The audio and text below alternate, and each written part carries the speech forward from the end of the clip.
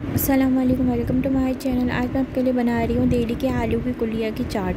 सबसे पहले हम आलू लेंगे, इसको बॉईल कर लेंगे।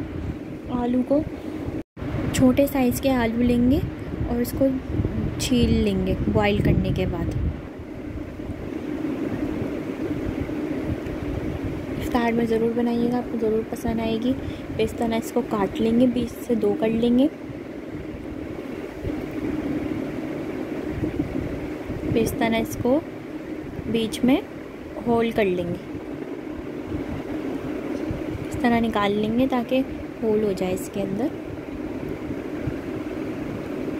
छोटे साइज़ के लेंगे आलू, ज़्यादा बड़े नहीं लेंगे। अगर आपको मेरी रेसिपी पसंद आए तो इसको लाइक शेयर सब्सक्राइब ज़रूर करिएगा। इमली लेंगे, इसके अंदर चाट मसाला डालेंगे। आप चाट मसाला अपने हिसाब से कम ज़्यादा कर सकते हैं, और नमक भी। इसको डाल के मिक्स कर लेंगे।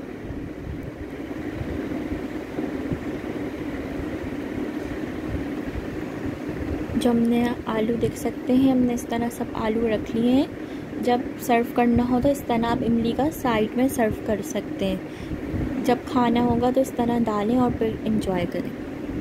ये आप इफ्तार में ज़रूर बनाएं, सबको पसंद आएगी। अल्लाह हाफिज़।